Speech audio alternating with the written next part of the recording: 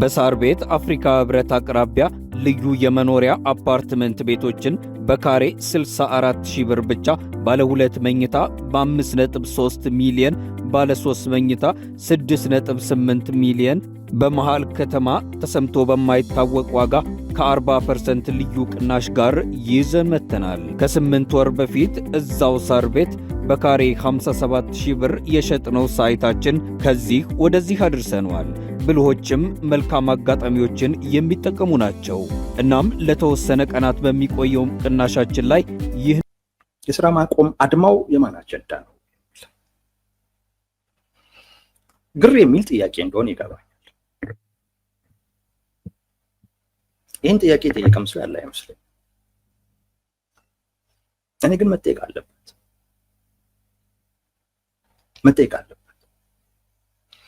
እንደሰማነው ዛሬ ወደ ሙሉ ስራ ማቆም ተሸጋግሯል።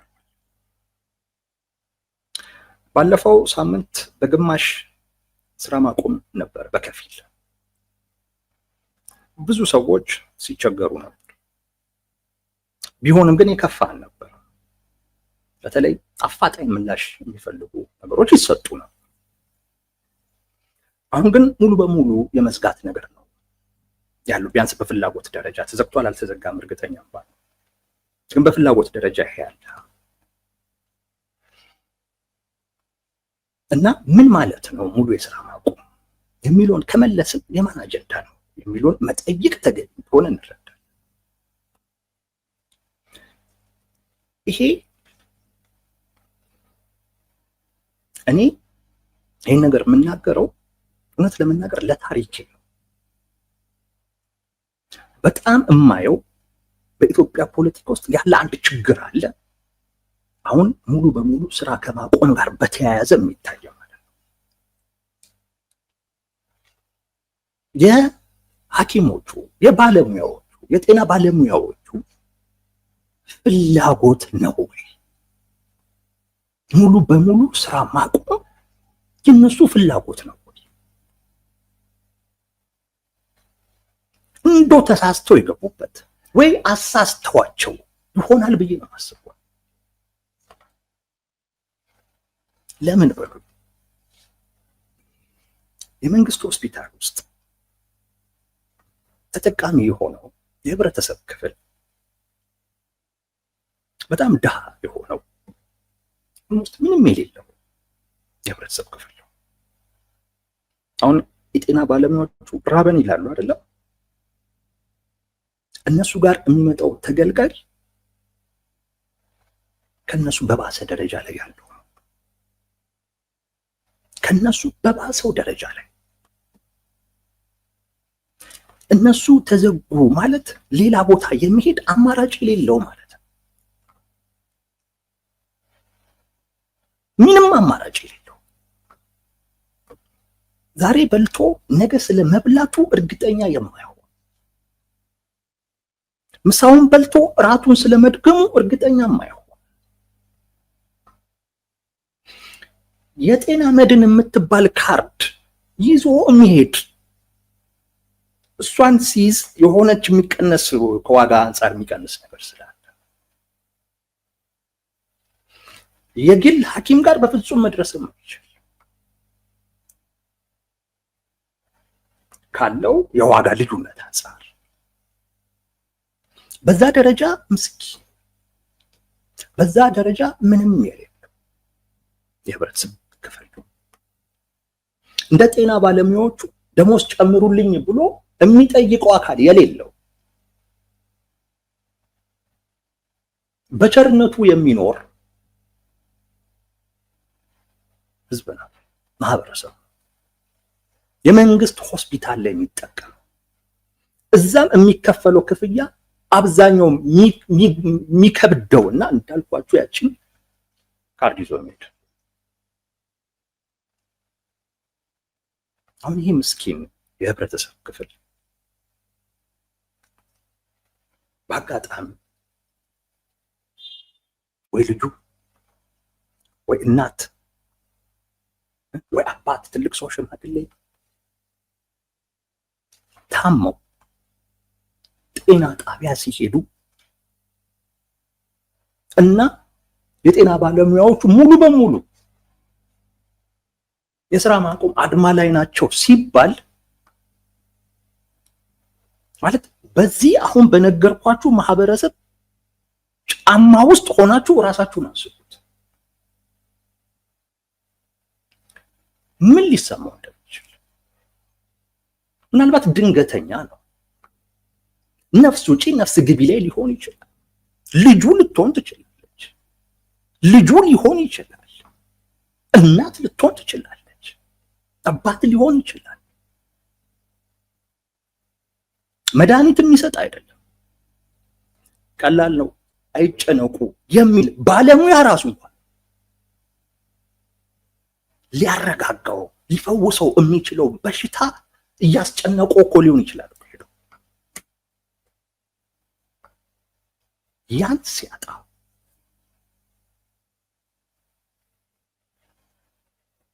ያን ሲያጣ ምን ማለት ነው? ሌላ በሽታ ውስጥ እኮ ነው። ሌላ በሽታ ውስጥ ምናልባት አንዳንዶቻችሁ ታዲያ መንግስት ጥያቄው መመለስ አለበታ ልትሉ ትችላላችሁ። አይመልስም መንግስት። እና መንግስት ስላልመለሰ ግን የደሃ ልጅ ይቀጣ፣ ደሃ እናት ትቀጣ፣ ደሃ አባት ይቀጣ? ምን ያገናኘዋል? መንግስት ደሞዝ አልጨመረልህም ስላለ አንድ ደሃ ልጅ ሲሞት በሽታ ላይ ሲወድቅ መንግስት ስላልጨመረ ነው ብሎ የሚጽናና ጭንቅላት አለ? እሱን አስቦ የሚጽናና ጭንቅላት አለ? እያየኸው እኮ ነው። ላንተ ጥያቄ ግድ ያጣ መንግስት አንድ ደሃ ሲሞት ግድ ይኖረዋል ብለህ እንዴት አሰብክ?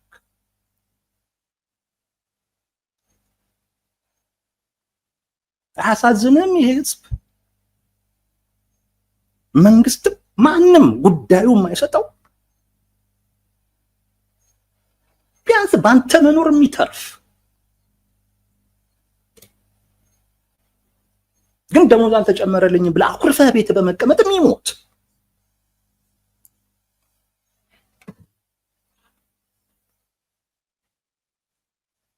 ይህን አስቡት። የጤና ባለሙያዎች የሚያገለግሉትን የህብረተሰብ ክፍል ያውቁታል። በሚገባውም ልክ ባያገለግሉትም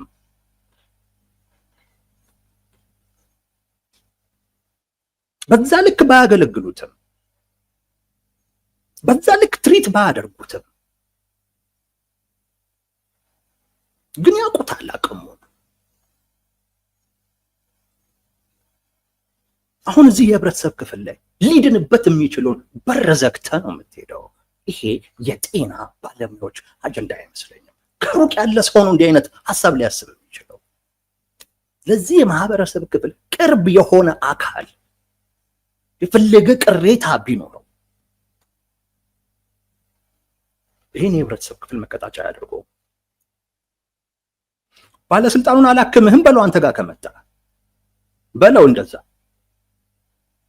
ባለስልጣኑን አላክምህም በለው፣ አልመልስልህም ያለህን አካል አንተ ጋር ከመጣ አይመጣም እንጂ እሱን አላክምህም በለው። በዛ ቅሬታን እንትን በል። ይሄ ዳ ምን አደረገ? ስለሌለው እኮ እንጂ አንተም ጋር እኮ አይመጣም። ስላጣ እንጂ እኮ አንተም ጋር አይመጣም። የሚያስመጣም ነገርም እኮ የለህም። እውነት ለመናገር የኢትዮጵያ ጤና ጣቢያዎችን የምናውቅ ነው፣ የመንግስት ሆስፒታልን የምናውቀው ነው። ግን የለውማ ምርጫ፣ መሄጃ የለውማ። ሁሉም እንዴት ይጨክናል እዚህ ህዝብ ላይ? አንድ ሰው እኔ በዚህ ደረጃ ሲያወራለት አላየሁም። ለዚህ የህብረተሰብ ክፍል ሁሉም መንግስት ነው ከፈለገ እሱ ይመልስ ይላል። እውነት በዛ የጽናናል ጭንቅላት? እውነት መንግስትን እንደዛ ነው የምታስቡት? አንድ ድሃ ሲሞት ብሎ ደንግጦ ጥያቄን ወደ መመለስ የሚሄድ መንግስትን ያለ? እንደዛማ ከሆነ ያንተን ጥያቄ ለምን ችላ ይለዋል?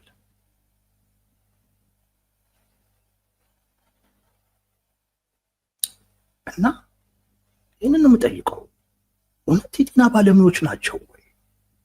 ያ የሚያውቁት የህብረተሰብ ክፍል ላይ እውነት የመንግስት ሆስፒታል ውስጥ የሚሰሩ ሰራተኞች ናቸው ወይ? ያን የሚያውቁት የህብረተሰብ ክፍል ላይ በራቸውን ዘግተው ሊሄዱ ያሰቡት፣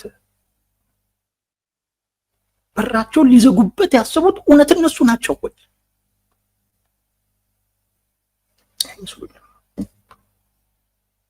አይመስሉኝም።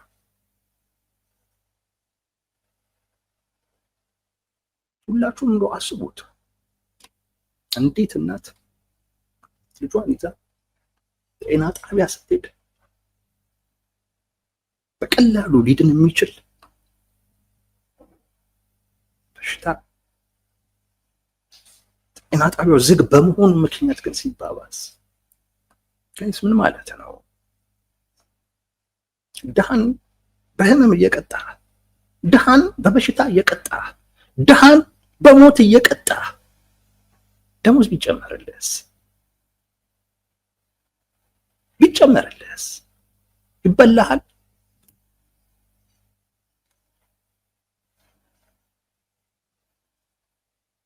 እኔ ከመንግስት ጋር ታገል፣ ካልታገልክም ጥያቄ አይሰማም። እውነቱን ስነግርህ መንግስት ካልታገልከው፣ ጉልበትህን ካላሳየኸው በፍጹም ጥያቄን አይመልስም፣ አይሰማህም። ታግል። እሱ ግን ድሃን ግን መቀጣጫ እንዳታደርገው። የድሃ ልጅ ግን መሞቱን መንግስት ላይ ተጽዕኖ መፍጠሪያ እንዳታደርገው። አቅመ ደካማ አዛውንቶች በሽታ ላይ ህመም ላይ የነሱን መውደቅ መንግስት ላይ ተጽዕኖ መፍጠሪያ ግን እንዳታደርገው። ኬት የመጣ ሞራል ነው ይሄ?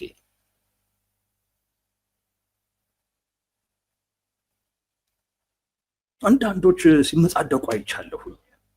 ከሞራል ጋር የሚያያይዙ ሰዎች ምናምን እያሉ እንዴ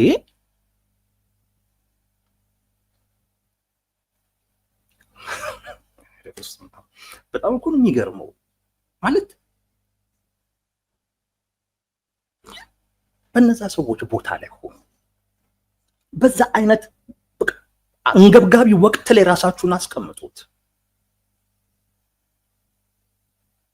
እና ወይ ልጅህን ይዘህ ወይ እናትህን ይዘህ ወይ አባትህን ይዘህ ከዛን እዛ ስትደርስ ሐኪሞቹ የደሞዝ ጥያቄ ስላልተመለሰላቸው የሉም ስትባል መንግስት እኮ የደሞዝ ጥያቄያቸውን ቢመልስላቸው የሚለውን ነው የምታስበው? እሱ ነው የምታስበው?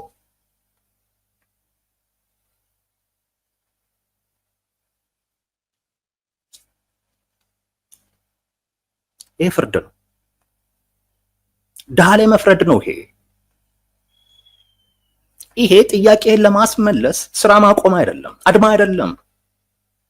መንግስት በዚች ቅንጣት ታክል ምንም ነገር አይሆንም።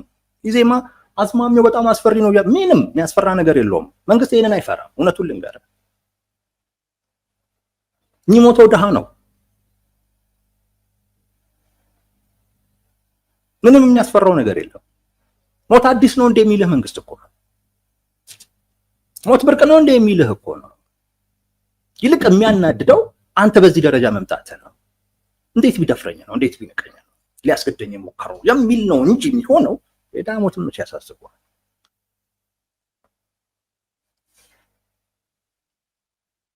አንተ ግን ሊያሳስብ ይገባል። ታውቃቸዋለህ፣ በቅርበት ታውቃቸዋለህ። አንተ የለህም ማለት ያ የህብረተሰብ ክፍል ማንም የለውም። ማንም አይ እነሱ የሉም ብሎ ሌላ ቦታ መሄድ አይችልም። የት ይሄዳል? ምናልባት እዛው በር ላይ ልጁን ወይ እናቱ አባቱን ይዞ ይጠብቅ ይሆናል እና ፍርድ ነው። ከዚህ አንጻር እውነት አጀንዳው የነሱ ነው ብዬ እጠይቃለሁ።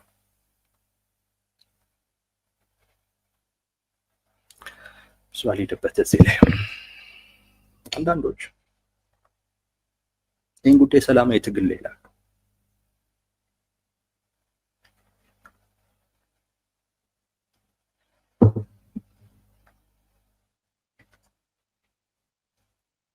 አይደለም። ሰላማዊ ትግል አይደለም። እውነት ለመናገር ትግልም አይደለም። የጤና ባለሙያዎች ሙሉ የስራ ማቆም አድማ አደረጉ ማለት ሰላማዊ ትግል ብቻ ሳይሆን ትግልም አይደለም። መንግስት ጋር ያለህን ጥያቄ ለማስመለስ ካንተ ውጪ አማራጭ የሌለውን አካል ማስያዣ ማድረግ ትግል አይደለም። እሱን መጠቀሚያ ማድረግ ትግል አይደለም። ሰላማዊ ትግል ከሞራል ጋር የተያያዘ ነው። ሰላማዊ ትግል የምትታገለውን አካል በሞራል በልጠው የምትታገለው። መንግስትን አይደል የምትታገለው? መንግስትን በሞራል በልጠህ ነው የምትታገለው። መንግስት እንዲህ ካላደረገ እኔም እንዲህ አላደርግም። አንድ ነህ፣ ያው ነህ። ለምን ትታገላለህ? አንድ እኮ ነህ። መንግስት ለዳው ካላስበ እኔም አላስብም፣ እየራበኝ አልሰራም ምናምን። እኔ ከዚህ ቀደም ብያለሁ። እውነት እንደዛ ከሆነ ልቀቁት ቦታው። ያ ይሻላል። ለራሳችሁም የህሊና ተጠያቂነት ውስጥ ከምትወድቁ ተውኩት።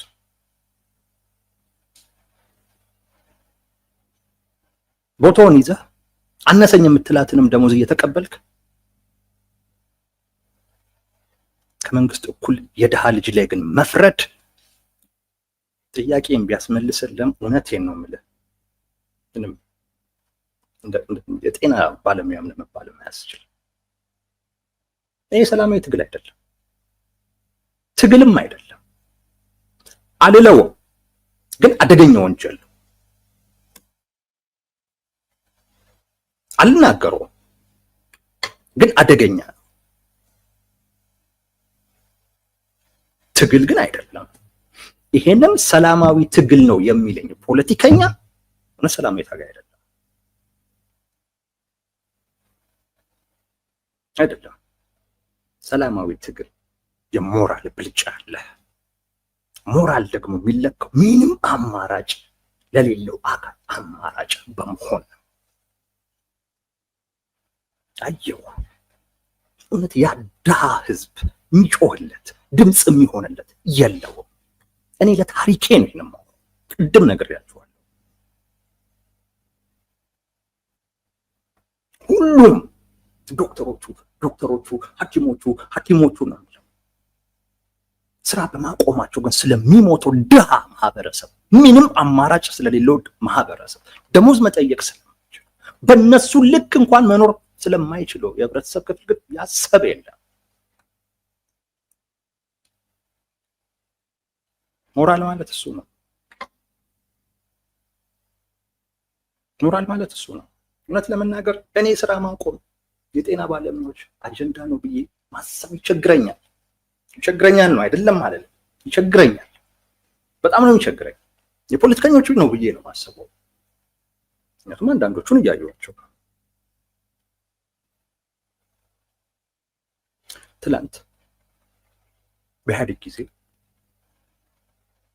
ፈተና እያወጡ አደባባይ ላይ ሲያሰጡ የነበሩ መልስ ሁሉ ሲያሰጡ የነበሩ በዛም ትውልድ የገደሉ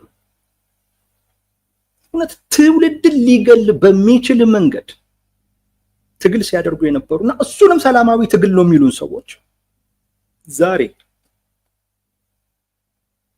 ምንም ምርጫ የሌለው ወደዛ ሂድ ቢሉት አልሄድም ማለት የማይችል እንዳረጉት መሆን ግዴታው የሆነበት የህብረተሰብ ክፍል ህይወቱ ላይ ተወስኖ ተፈርዶበት ትግል አድርጉ እያሉ እየተናገሩ ያኔ በዛ ነው ወቅት ይሄ ከሞራል አንጻር ልክ አይደለም። ይሄ ትውልድ የሚገል ነው። በእንደዚህ አይነት መንገድ መንግስት ባይቀየር ይሻላል። ትውልድን እያበላሸ ነው ተብሎ ቢሆን ዛሬ እንደዚህ አይነት ሞራል አልባ አይነት እንቅስቃሴ ውስጥ ማንም ፖለቲከኛችሁ ለመክተት አይደፍርም።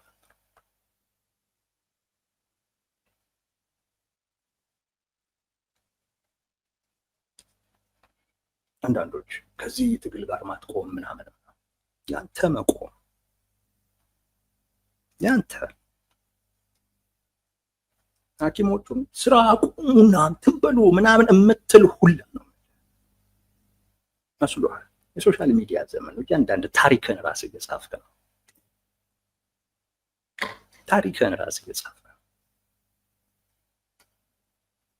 ይህን አይቶ የሚወስን የሚፈርድ ስም የሚሰጥ ትውልድ አለ ነገ ከነገ ወዲያ። ዛሬ አብዛኛው ማህበረሰብ የሆነበትን ቦታ አይተህ እዛ ጋር እሱን የሚያስደስት ነገር በመናገር ጨብጨባ የፈለግክ እንዳለ ነገ ታፍርበታለህ።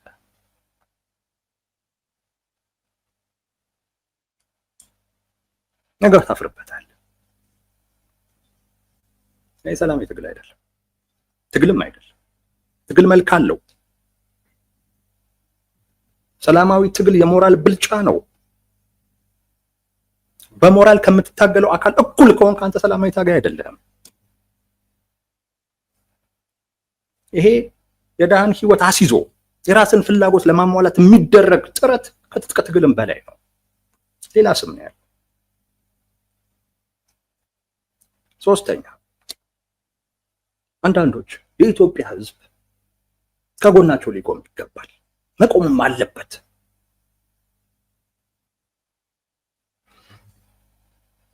ፍትሃዊ ከሆነ ጥያቄ ጋር የኢትዮጵያ ህዝብ ቁም። ፍትሃዊ ከሆነ ጥያቄ ጋር ቁም። ግን ይህን ስትሉ ግን እውነቴን ነው የምላችሁ፣ በጤና ጣቢያዎች በሆስፒታሎች ውስጥ ሰው የሚደርስበትን መንገላታት እና ግፍ ችላ ያላችሁት እንደሆነም ግን እወቁ። ህዝባችን አንዱ በጣም የሚማረርበት ለምን አሳመንከኝ እዛ እንዲሄድ ብቸኛ አማራጭ ያ ቦታ ብቻ እንዲሆኑ ያደረገውን ድህነቱን እንዲረግም የሚያደርገው እዛ የሚያየው አንድ ትሪትመንት ነው።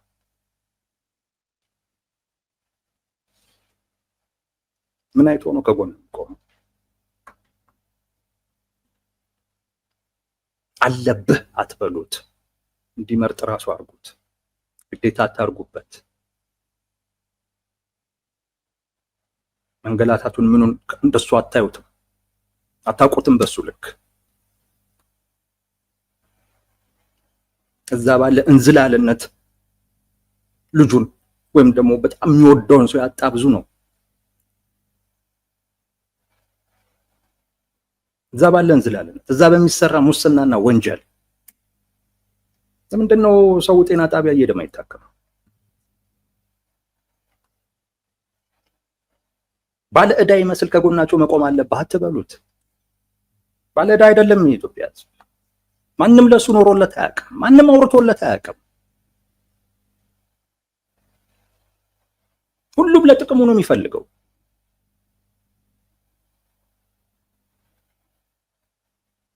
ተገቢ ነው ግን ካለ ራሱ እንዲቆም ፍቀዱለት። ግዴታ ግን አታርጉት። ጭራሽ አንዳንዶቹማ ነገ እንትን ስትል ምናምን ይሉታል። በቸርነቱ ነው የሚኖረው። ማን ለጤናው ተጨንቆለት ዛች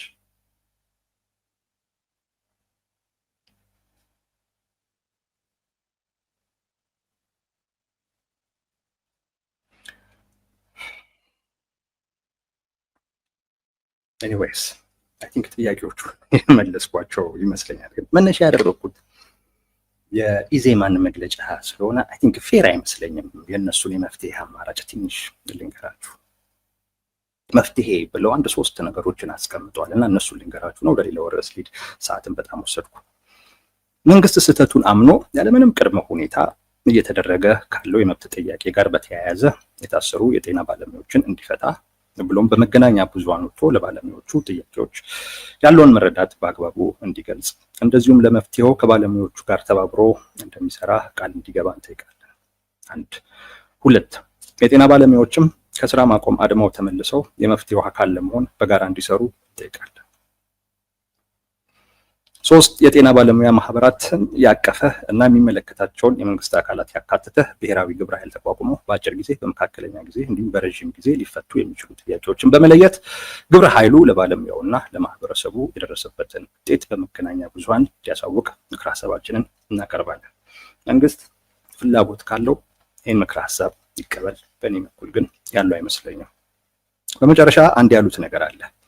በመጨረሻም በባለሙያዎቹ ደጋግሞ እንደተባለው ከዚህ ሂደት የፖለቲካ ትርፍ ለማግኘት መሞከርን እኛም አብዝተን የምንጸየፈው መሆኑን አስምረን እያረጋገጥን ይህን መጥፎ ሁኔታ እንደ መልካም አጋጣሚ ተጠቅሞ ሀገራዊ ትርምስ እና ሁከት በመፍጠር መንግስት ላይ ያለን የፖለቲካ ቅሬታ መወጣጫ ለማድረግ መሞከርም ሆነ ሌሎች አድማዎችን አቀጣጥሎ የመንግስት ስልጣን ለመነቅነቅ የሚሞክር የሞኝ ሙከራ ጊዜው ያለፈበት የከሰረ መንገድ አድርገን የምንረዳው መሆኑን ለመግለጽ እንፈልጋለን ይላል። ለኔ ይሄ የሞኝ ሙከራ አይደለም፣ እንዳልኳችሁ ነው። ኢዜማም ይላል ባለሙያዎቹ ራሱ ፖለቲከኞች እንዳይገቡበት ሲጠይቁ ነበር ይላል።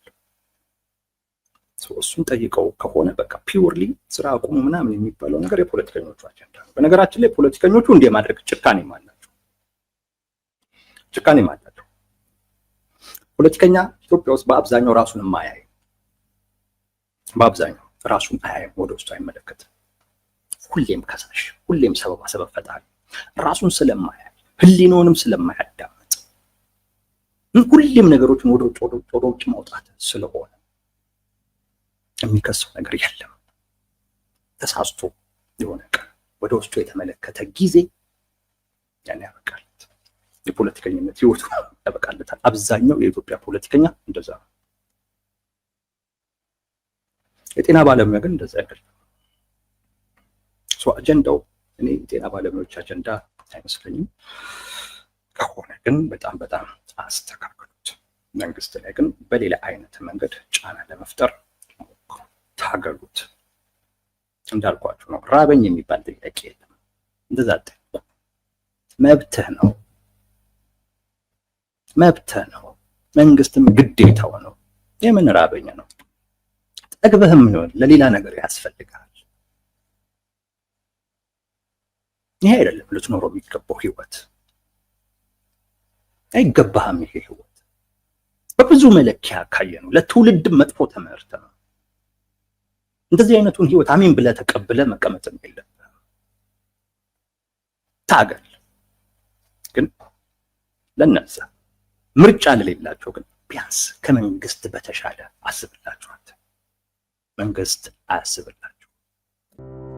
በሳር ቤት አፍሪካ ህብረት አቅራቢያ ልዩ የመኖሪያ አፓርትመንት ቤቶችን በካሬ 64,000 ብር ብቻ ባለ 2 መኝታ በ5.3 ሚሊዮን፣ ባለ 3 መኝታ 6.8 ሚሊዮን በመሃል ከተማ ተሰምቶ በማይታወቅ ዋጋ ከ40% ልዩ ቅናሽ ጋር ይዘን መጥተናል። ከ8 ወር በፊት እዛው ሳር ቤት በካሬ 57,000 ብር የሸጥነው ሳይታችን ከዚህ ወደዚህ አድርሰነዋል። ብልሆችም መልካም አጋጣሚዎችን የሚጠቀሙ ናቸው። እናም ለተወሰነ ቀናት በሚቆየው ቅናሻችን ላይ ይህ